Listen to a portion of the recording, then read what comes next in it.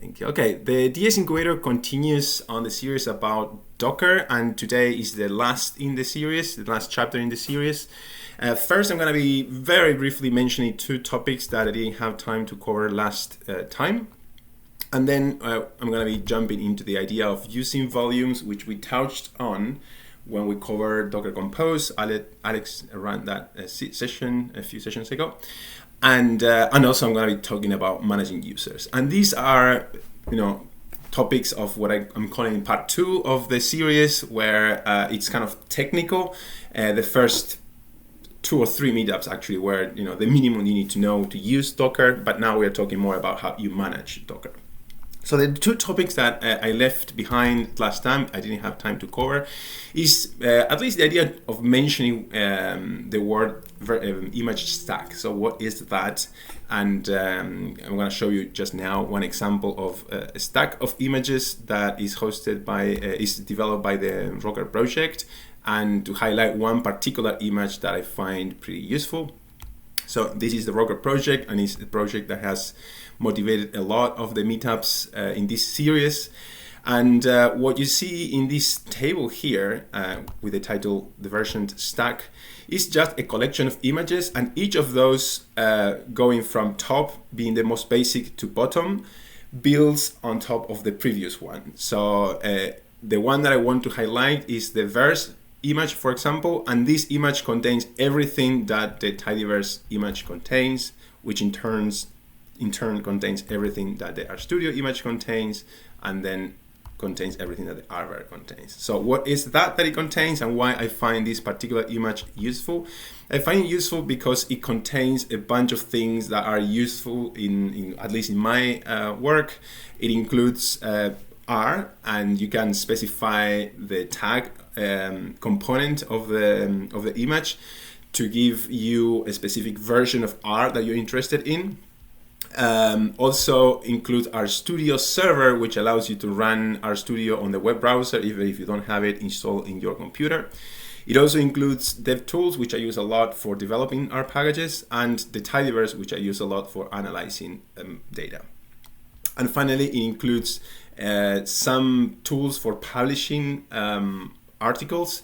With these tools, you can print, for example, a PDF. And if you like those tools, you can't. And setting them up sometimes is painful.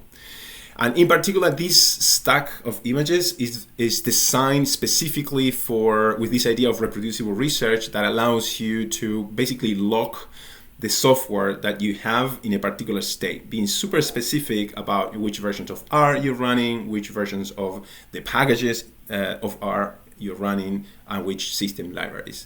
So if you are running analysis, you found specific results, and you want to preserve that, you want to make that reproducible, then this is the version, this is the version, the stack that you might want to use, so that someone else can reproduce exactly what you got. And then the other topic I wanted to mention that I missed last time is related to this stack, and it's this idea of, okay, how do you use the tags in the names of the images to for different purposes. So let me show you here. So these 3 lines, as you can see, they're running a container of the image Rockerverse, which is the one that I just advertised. And with these 3 lines, I want to kind of show off this useful feature that I think this image has, which is the idea that with the tag that you specify after the column and after the name of the image, you can get, for example, a very specific version of R, which might be the one that you want to lock for your analysis. But then also you might want to try, for example, the devel tag, which allows you, as someone who develops an analysis or who develops software, to anticipate if the new version of R, so the vel refers to the upcoming version of R, the one that is in development, not yet released, if that version of R will or will not work with what we are doing right now. So very quickly, that those are the 2 points that I couldn't cover last time. I'm not going to be running this software because we won't have time. But yeah, that's the idea. So I advertise the Rockerverse image. I explain why it's called a stack, because it's composed of different layers, each of one adding stuff to the previous layer, and the idea that with the tags you can specify the specific versions of the software that you want to use. So that wraps that up. So the specific topics of today are the idea of using volumes and managing users. Again, we covered how to basically access your host computer from inside the container, this idea of using volumes, in the meetup that Alex ran about Docker Compose. But we're going to go through that once again for emphasis, because it's a very useful feature of Docker, being able to access your computer from the container, so that you isolate you run your work in an ephemeral computer environment, but you access data or files, for example, which are one form of data that are persistent. So you're disposing containers to run your data in different contexts with different software, but the data stays in your computer. So the volumes allow you that. So the first thing we're going to be talking about is how you specify a command that connects your computer to the container. Then we're going to be talking about some issues that are rare that you would encounter them, but when you do, I have been kind of stuck with this and not understanding what happened. So hopefully this meetup will leave a record of how to solve those kinds of more difficult problems to solve. So this idea of managing users, that it bites you when you try to change a file and you realize that you don't have access to change that file. And the reason is because maybe the user that you are representing, with the user that you are using, doesn't not have enough permissions to access that particular file. I heard some noise in the background. Is anyone here with a question or comment at this time? No? Okay, cool. Sorry, I'm not seeing your faces, so I'm a little just too reliant on what I hear. And then finally, I'm going to be talking about this environment variable root, which allows you to be to access administration privileges from a container that is generally not privileged. So that is a little bit of jargon right now, but maybe hopefully it will make more sense when we see that happening in a moment. So let's jump to the document that shows the code that we're going to be running today. So I'm going to unpack it in a moment. So I'm going to be copying this line. The first item here is then the use of the flag volume, or for short -v. And the way you use it is you specify the path on the left, the path in your host computer that you want to make available on a specific location in the container. That goes to the right of the column in this specification. And there's other ways of specifying this. This is the more compact way of doing it. I know Alex likes a more verbose one that is more clear, but for brevity, I think this one at least should do. But if you see things specified in a different way, that's fine. Just know that there is more than one way. So again, volumes allow you to access directories in your host computer from inside a container. In what we're going to be doing right now, I'm going to be accessing my home directory. So this is a terminal, and right now in my home directory, if I do pwd, that prints the working directory, and in this case is home Mauro. So if I paste the command that I got here from this document, and we're going to unpack it in a moment. Let's paste this here.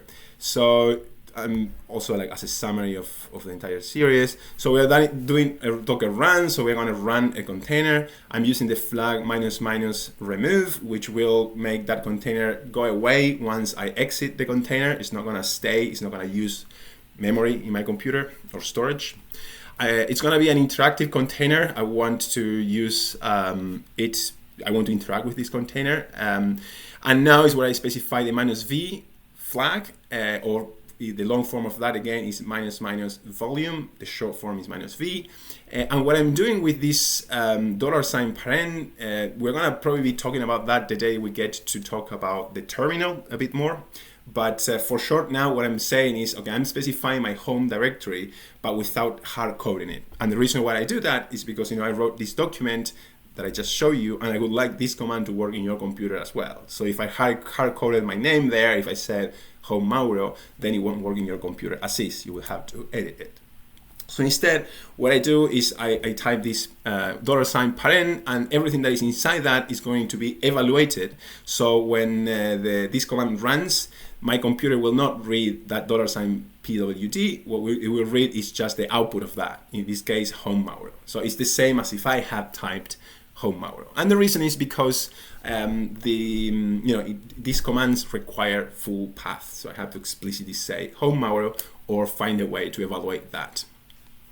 So that's going to the left because that's a location in my computer, and to the right I say where in the computer I want to put that. And I'm going to show you why I typed Home RStudio in a moment.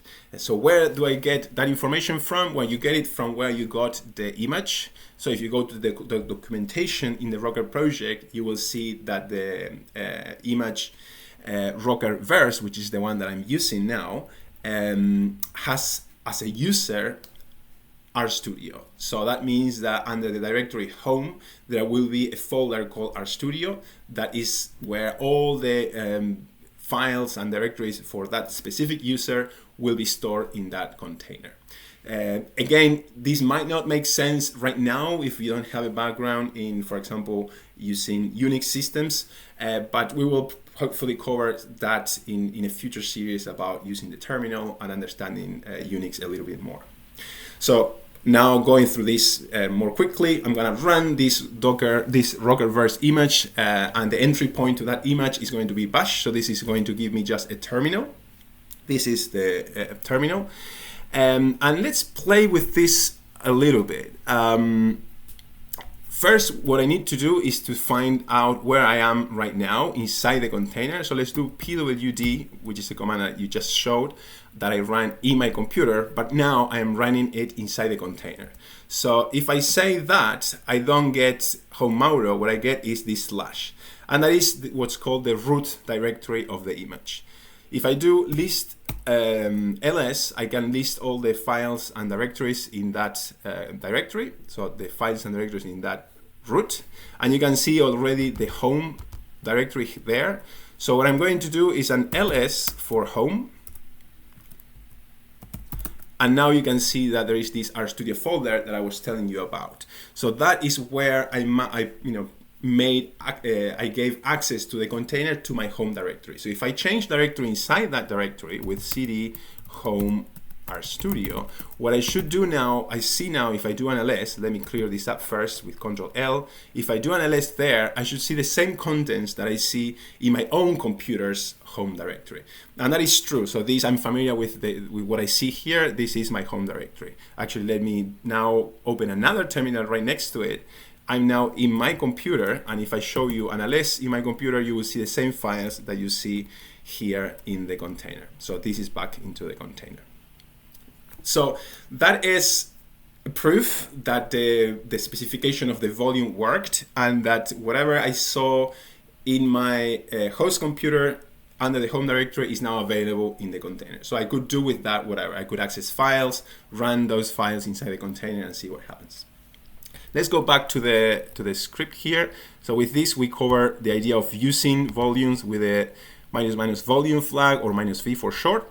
And now I'm going to be talking about users and the implications for getting this wrong, which is something that sometimes has bitten me, and I didn't know much how to solve it at that time. I learned that, and I would like to kind of leave a record here in this series.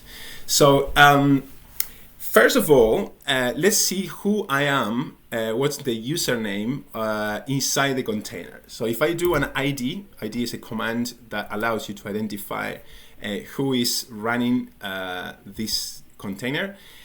I noticed that it says root, which is the most privileged user. Imagine the administrator or the IT department of an organization where you work.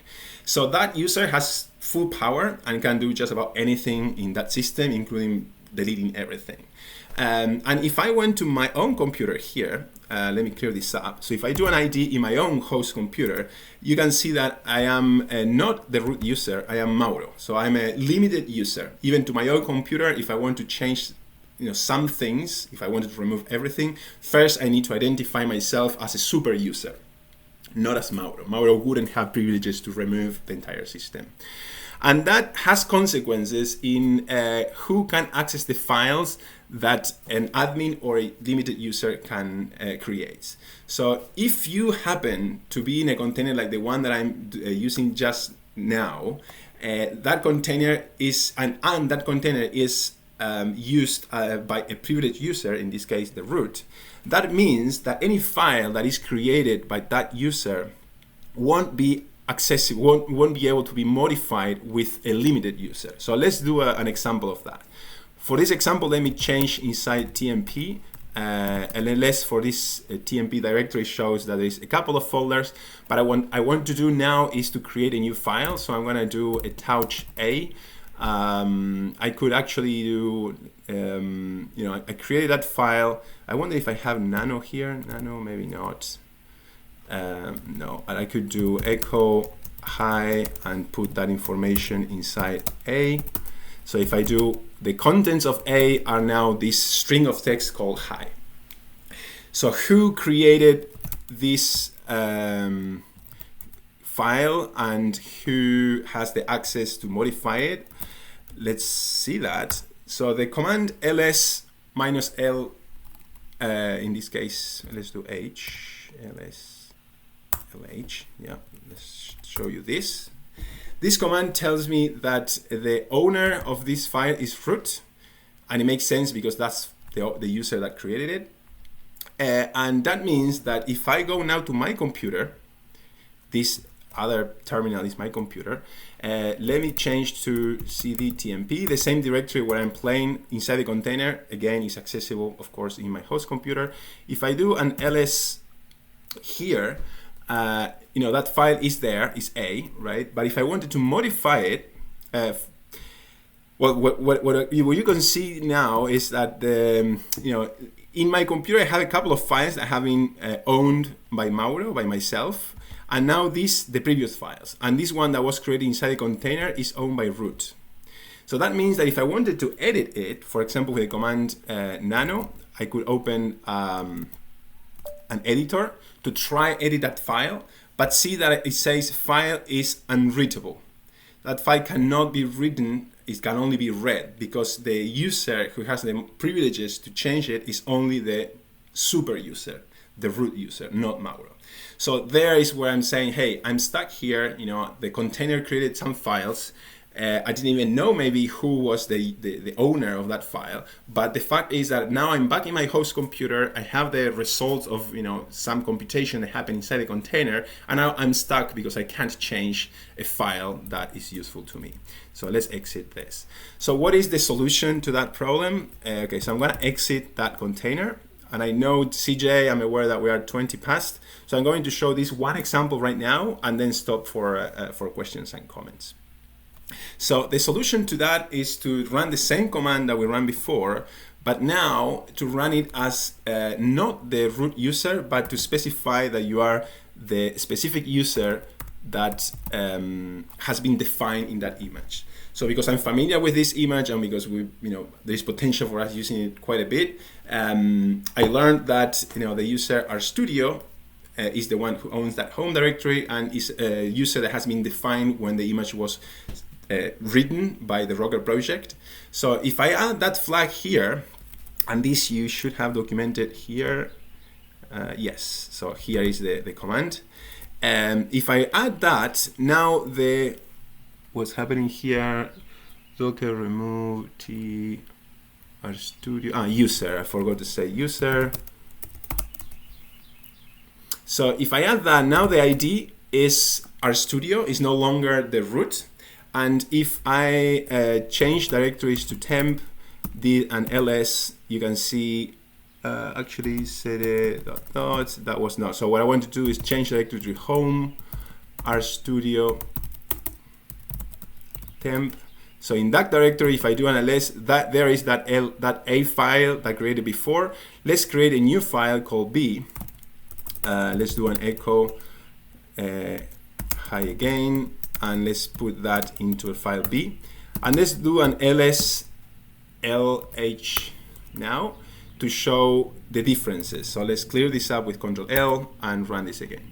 So as you can see, the file A was created by root. I could not modify that file in my host system. And the file B was created by RStudio.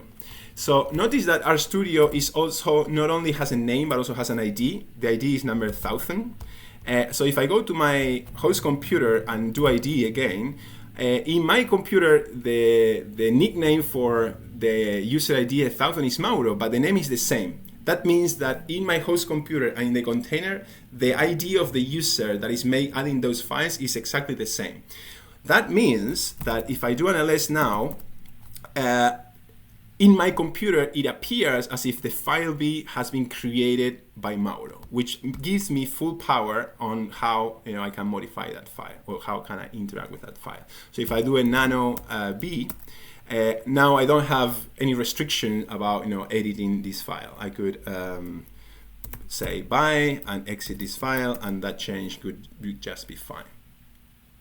Okay, with that, I covered probably the most important aspect of this meetup, the idea of using the volume and the consequences that could bring, which is the idea of if you are unaware of the user, you might be kind of stuck being not able to change files that were created or modified inside a container. So I show you that you have to learn about that container, see what users were defined, and then use that to your benefit so that you can actually access the same files that were modified or created in the container, but later in your host computer. I'm gonna pause here for questions or comments, and only if there is time, I'm going to show the last bit of this meetup, but it's not as important as what we have already seen. So back to your faces here. Alex and CJ, I don't know who was first. Yeah, I'll just throw in here volumes, incredibly useful.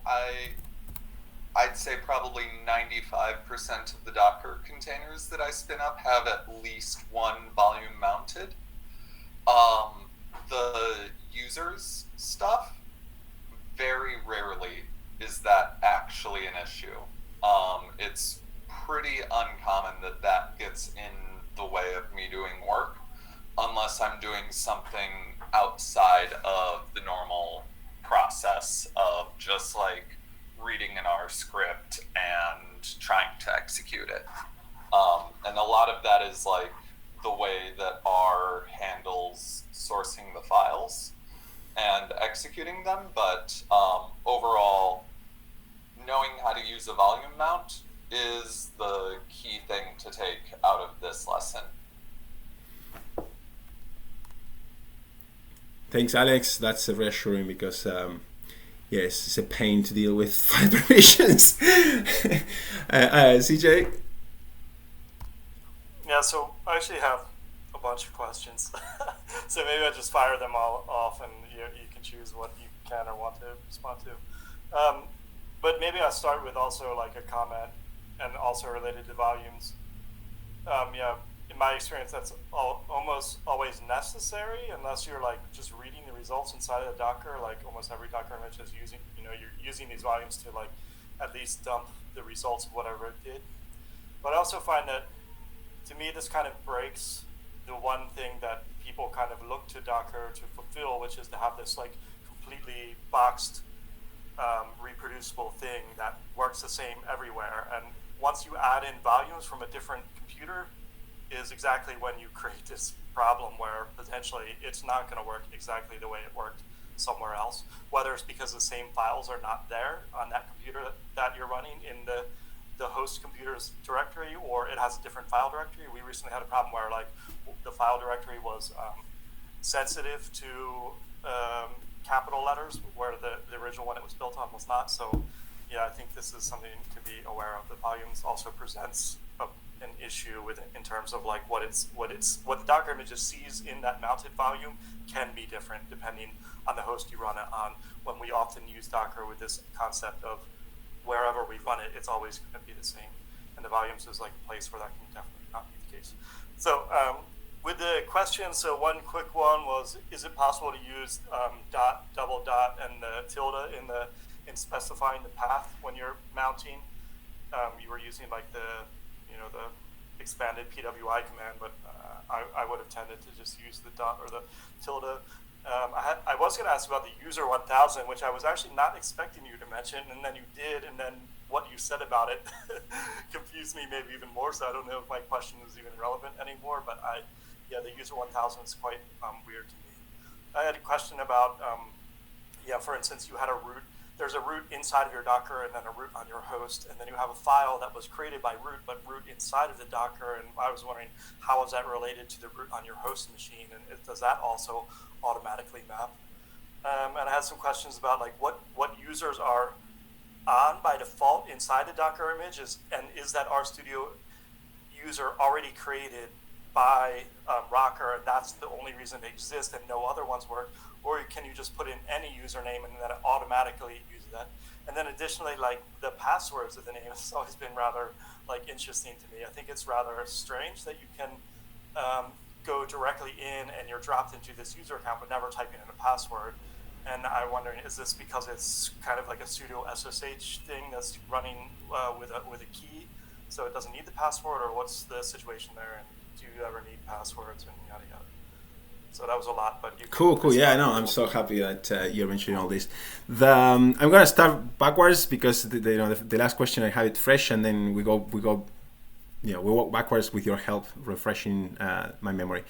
In terms of the password, for example, the Rockerverse image has a password, but only if you are going to log in to RStudio server.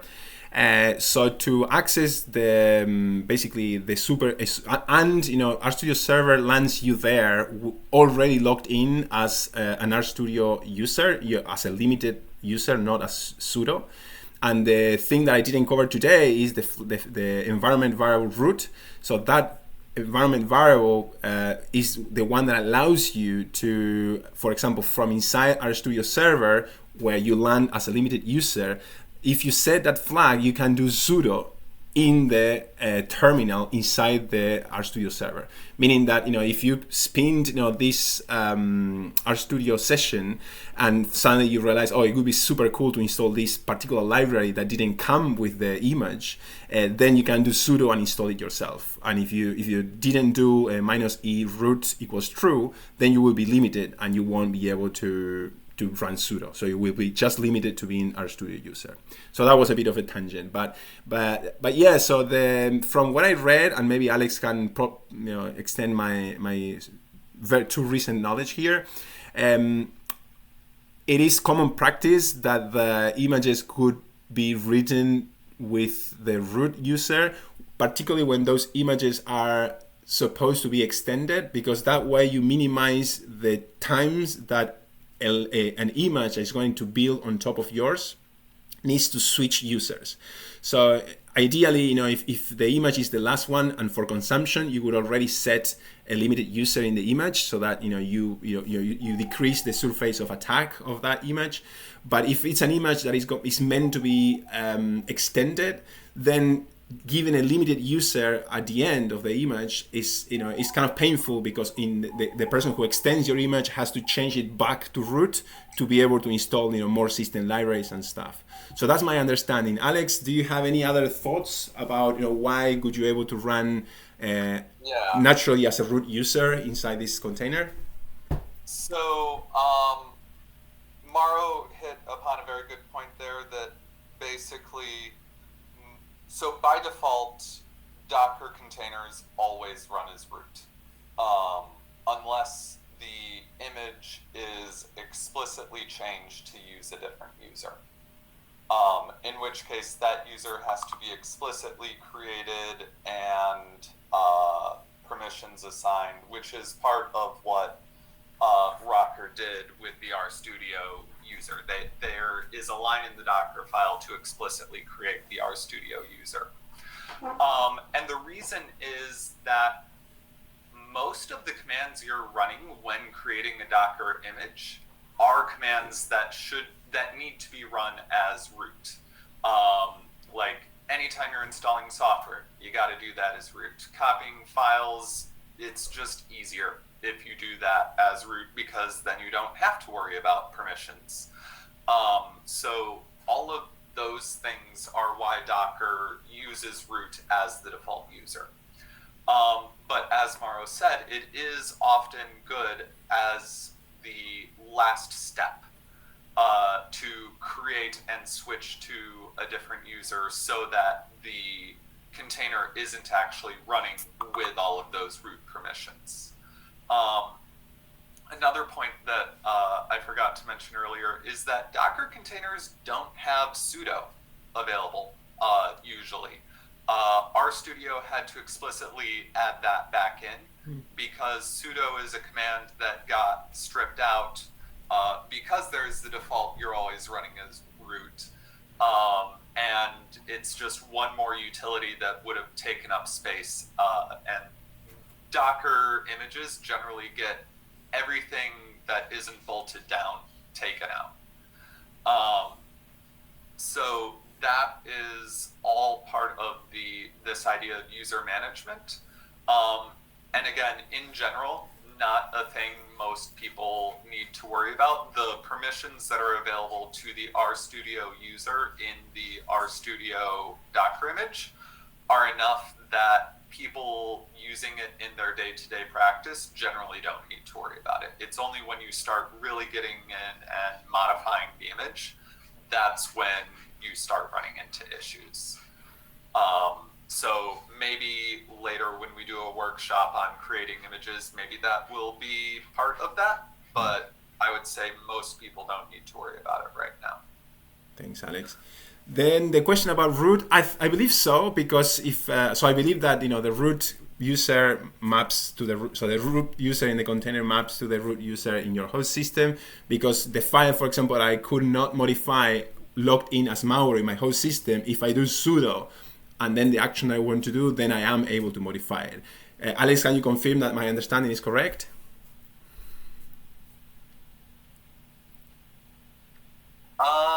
I am not completely sure on that, but I think you are correct. Okay. So basically, if I do, so A is owned by root. So if I do, say, if I wanted to remove that file, let's try to remove A. Yes, was I able? Who am I here? Yeah, well, maybe for confusion, it looks like I was able to remove that file. I wasn't expecting that to be the case. But anyway, I believe so. And that actions, but basically, so actions that you can't do as a limiter user. In this case, I was malware in my system. In general, I was expecting to do a sudo in my system to be able to change a file that was created or modified by the root user inside the container. Then you asked about the users that Rocker defined. Yes, indeed, they define, when they wrote the image somewhere in those images, it has to say, they are adding a new user called RStudio for the version stack, and for the R base stack, the name of the user is different. It's called Docker.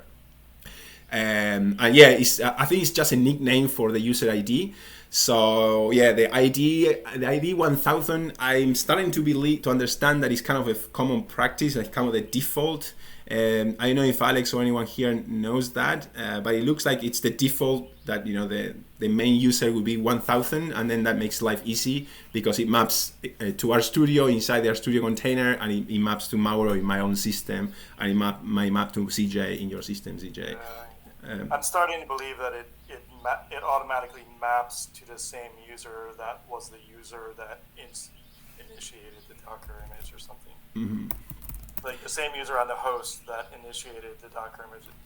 But then and I guess it does it by ID because like that user name may not exist in the Docker image. Mm-hmm. And the Docker image by default only has like the root user, I guess. So like the user ID 1000, I guess, is something that allows you to get into the image as yourself on the host. Right. Even if you haven't even if that image hasn't already created that user beforehand. And honestly, I have read that, but I don't remember how to list all the users that are available in the system. But what I can show this ID minus U flag. So the ID command is kind of quite helpful for these particular kinds of things. So you can ask for help there and learn a bit more about that. But so sometimes I use the ID minus U and evaluate that, so that with something like this, what you can do is when you call, instead of when you are trying to say which user you want to be inside the container, sometimes something like this is useful because basically it will use your ID in your system and pass it to the container, so that there is that mapping. That was very ineloquent, but well, anyway. Was there any other question that you mentioned, CJ, that we haven't touched on? The one thing about the password I think is kind of interesting, because like when you start the image, an image and it drops you, like if you tell it to drop you into a bash shell, then like it logs you in, which I assume works similar to like the way SSH works and using keys, so you don't need the password. But then like I can imagine times where you'd be inside the shell and eventually you might need the password for something, and I don't know, maybe not. But like for instance, if you wanted to sudo something, if sudo even existed there, you would need to know the password of that user. So then I guess this is kind of weird. But I guess in the Rocker